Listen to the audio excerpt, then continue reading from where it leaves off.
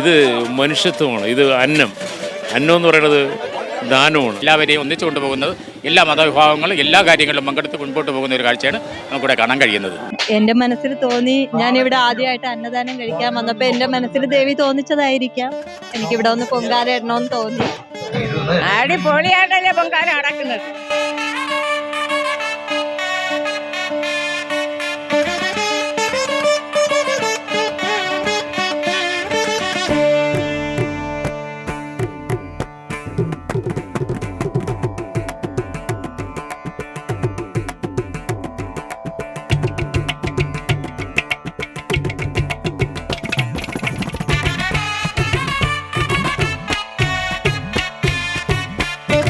നമസ്കാരം. Post news channel ഇപ്പോൾ ഉള്ളത് കടിഞ്ഞംകുളം മുണ്ടഞ്ചിറയിലാണ്. ഇവിടെ പടിഞ്ഞാറ് മുണ്ടഞ്ചിറ തങ്ങളും കിഴക്ക് ശ്രീ വനദുർഗാദേവിയും ഒരു പഞ്ചായത്ത് റോഡിൻ്റെ ഇരുവശവും നിലകൊള്ളുമ്പോൾ ഇവിടെ പുലരുന്നത് സാഹോദര്യത്തിൻ്റെ, മതമൈത്രിയുടെ, മാനവീയതയുടെ വർണ്ണ കാഴ്ചകളാണ്. ഇന്ന് ഞങ്ങൾ ഇവിടെ എത്തിയിട്ടുള്ളത്, നിങ്ങൾക്കറിയാം, ഞങ്ങൾ 2 ദിവസം മുമ്പ് ഇവിടുത്തെ ഉത്സവത്തെ സംബന്ധിച്ച് വാർത്തയിട്ടിരുന്നു. ഇന്ന് ഞങ്ങൾ ഇവിടെ എത്തിയിരിക്കുന്നത് ഇവിടുത്തെ അന്നദാനം കഴിക്കാനാണ്. കാരണം മറ്റൊന്നുമല്ല, ഇവിടുത്തെ ഇന്നത്തെ അന്നദാനം നടത്തുന്നത് ഒരു ഇതര മത സമുദായത്തിലെ അംഗമാണ്. ഈ നൊയമ്പ് കാലത്തിലും അന്നദാനം മഹാദാനം എന്ന ആപ്തവാക്യം ഉൾക്കൊണ്ടുകൊണ്ട് ഒരു ജനതയെ ആഹാരം നൽകി വിശപ്പടക്കാൻ വേണ്ടി അദ്ദേഹം കാണിച്ച ആ നന്മയെ ഇന്നത്തെ വെറുപ്പിൻ്റെ ലോകത്ത് തീർച്ചയായിട്ടും ഇതൊരു അപൂർവമായ കാഴ്ചയാണ്, കൗതുകം നിറഞ്ഞ കാഴ്ചയാണ്. നമുക്കെന്തായാലും അതിൻ്റെ ദൃശ്യങ്ങളിലോട്ട് പോകാം.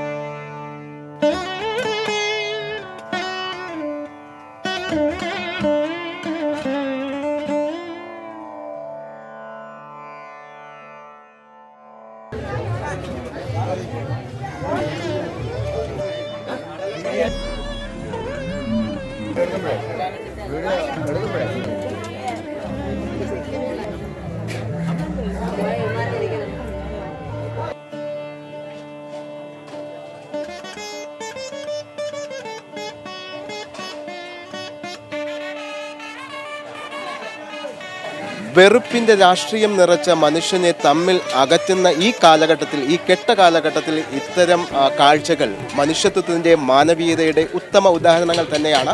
ഇന്നിപ്പോൾ ഞങ്ങളുള്ളത് ശ്രീ വനദുർഗാ ദേവി ക്ഷേത്രത്തിലെ പാചകം ചെയ്ത ഭക്ഷണം വിളമ്പുന്ന അന്നദാനപുരയിലാണ്. ഇന്നത്തെ അന്നദാനം ഇവിടെ വഴിപാടായി നടത്തിയിരിക്കുന്നത് ഒരു മുസ്ലിമാണ്. അദ്ദേഹത്തിൻ്റെ പേര് ചാനാകര സുലൈമാൻ എന്നാണ്. അദ്ദേഹം നമ്മളോടൊപ്പം ചേരുന്നുണ്ട്. നമുക്ക് അദ്ദേഹത്തിന് പറയാനുള്ളത് കേൾക്കാം.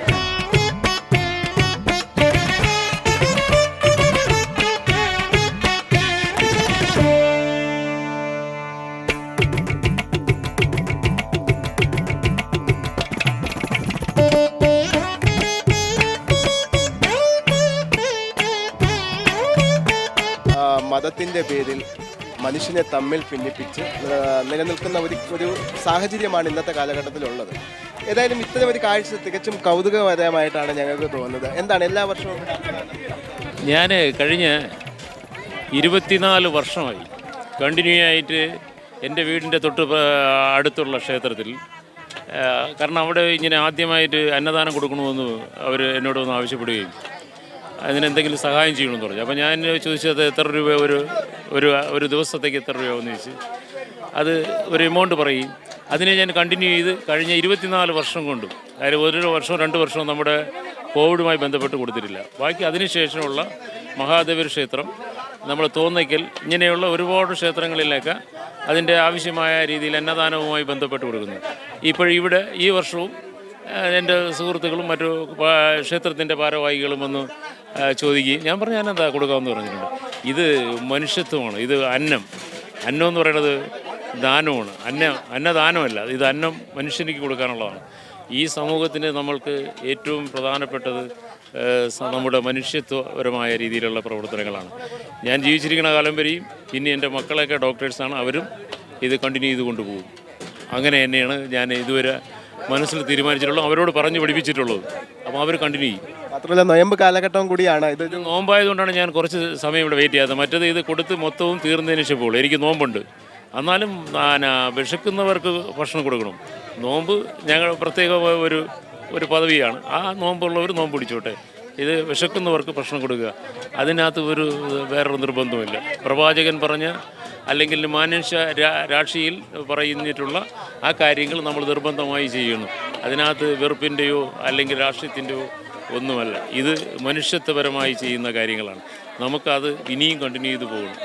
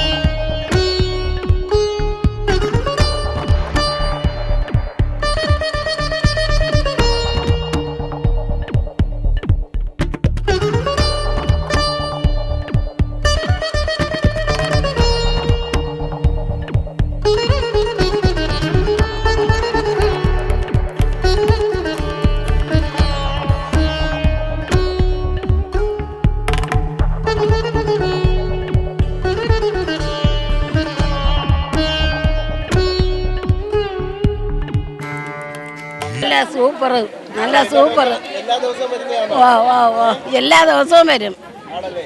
ആ അപ്പോൾ സദ്യയൊക്കെ അടിപൊളിയായിരുന്നു. അടിപൊളിയാണ്.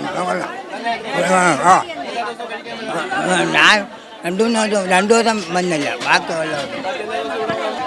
ഈ പറഞ്ഞതുപോലെ വളരെ ജനകീയമായ അന്നദാനം ആണ്, അല്ലെ സദ്യയാണ് ഇവിടെ നടക്കുന്നത്. എല്ലാ വിഭാഗത്തിലുള്ള ആൾക്കാരും വന്ന് ആഹാരം കഴിക്കുന്ന ജനകീയത്വ സ്വഭാവമുള്ള ഒരു അന്നദാനം ആണ് നമ്മളിപ്പോൾ കണ്ടുകൊണ്ടിരിക്കുന്നത്. നല്ലതായിരുന്നു, ആണ് നല്ല ടേസ്റ്റ് ഉണ്ട്. ഓ ഡെയിലി വരും. പൊളി, ഒരു രക്ഷയില്ല. ഓ വീട്ടിലത്തേക്ക് മാച്ചോണ്ട് പോകാം. കൊള്ളാം. ഓ കഴിക്കാൻ വരണേ.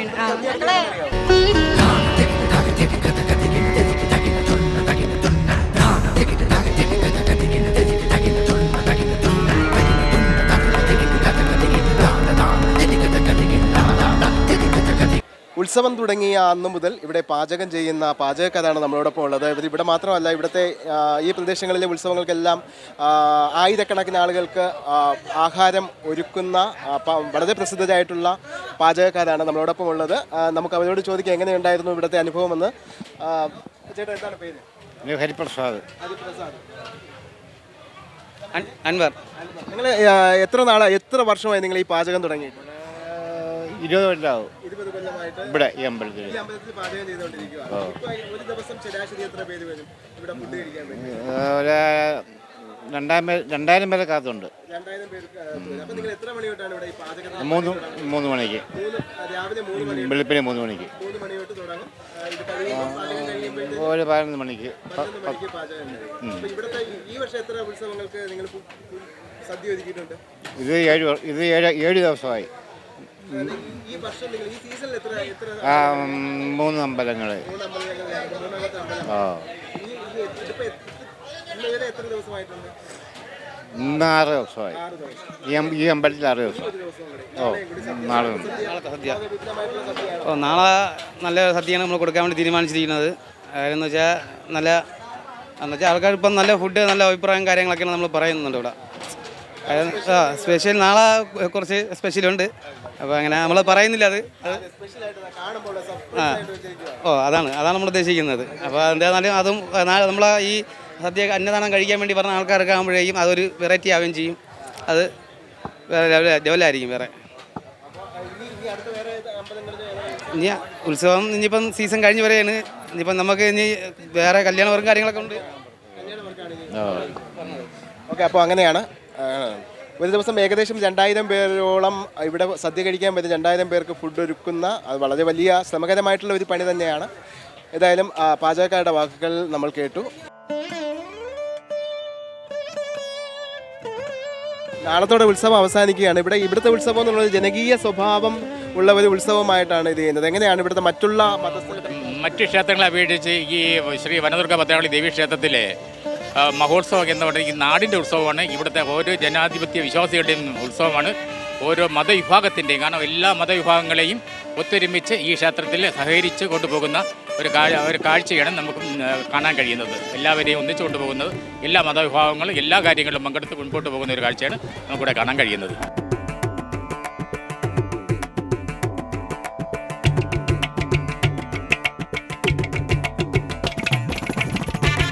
ഉച്ചയ്ക്ക് അന്നദാനം കഴിഞ്ഞ വൈകുന്നേരം 5 മണിയോടുകൂടി തന്നെ ദേവിയുടെ ഇഷ്ട വഴിപാടായ പൊങ്കാല അർപ്പിച്ച് മോക്ഷപ്രാപ്തി കൈവരിക്കാൻ ഭക്തജനങ്ങൾ എത്തിത്തുടങ്ങി.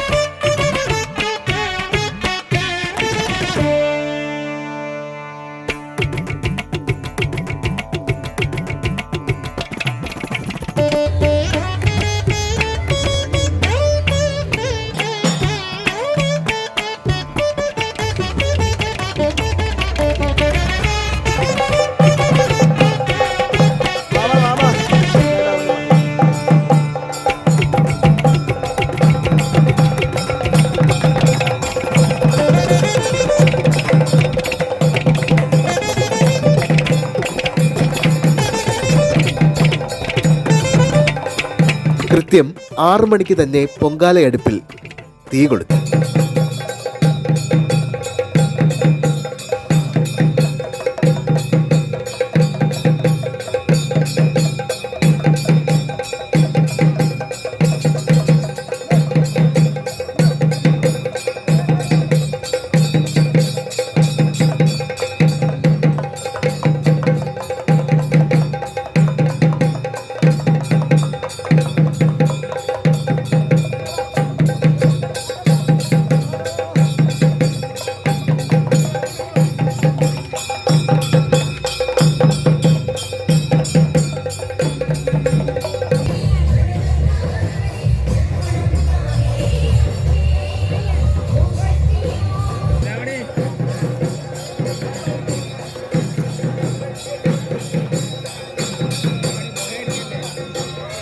മാറണ്ട.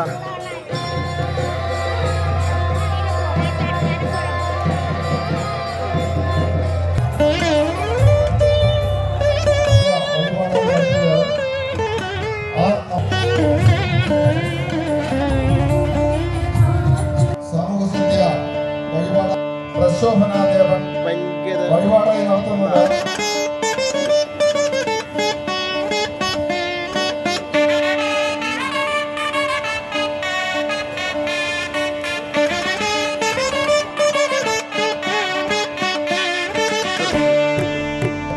പ്രദേശത്തേക്ക് സംഭാവന കൊണ്ടുവന്നിട്ടുള്ള ഭക്തജനങ്ങൾ കമ്മിറ്റി ഓഫീസുമായി ബന്ധപ്പെടുക. പൊങ്കാല നന്നായിട്ട് പോകുന്നുണ്ട്. എല്ലാ വർഷവും ഇതുവരെ ഒരു അതിനടുത്ത് ഇതൊരിക്കലും ഒരു മുടക്കമില്ല. അനുഭവങ്ങൾ നമ്മൾ എല്ലാ വർഷവും വന്ന് പൊങ്കാല ഇടാറുണ്ട്.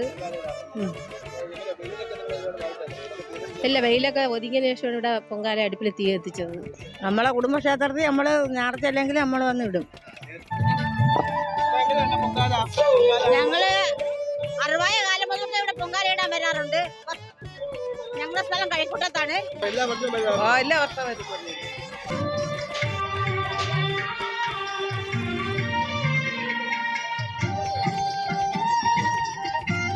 4 വർഷം കൊണ്ട് വരുന്നു. കടിഞ്ഞംകുളം തന്നെ, കടിഞ്ഞംകുളം കൊച്ചോടുംകുളം ക്ഷേത്രം. ഇവിടെ പൊങ്കാല മഹോത്സവം കൊണ്ടാടുമ്പോൾ തന്നെ ഏറ്റവും പ്രത്യേകതയുള്ള ഒരു പൊങ്കാല ഞാൻ നിങ്ങൾക്ക് മുന്നിൽ പരിചയപ്പെടുത്തുകയാണ്. 101 കലത്തിൽ പൊങ്കാല ഇട്ടിരിക്കുകയാണ് ഇവിടെ ഒരു അമ്മ. നമുക്ക് അമ്മയോട് ചോദിക്കാം എന്താണ് നേർച്ച എന്നുള്ളത്. 101 കലത്തിലെ അമ്മ പൊങ്കാല ഇട്ടേക്കാണ്. എന്താണ് അത്? ഞാൻ ഒരു നേർച്ച എന്റെ കാര്യം സാധിക്കും. അത് ഞാൻ പറഞ്ഞു. ഞാൻ കണ്ണം കണ്ണമ്മൂല ഈ നാട്ടിൽ ജനിച്ചു വളർന്നേ. ആ ചിലപ്പോഴൊക്കെ ഞാൻ ഇവിടെ തൊഴും.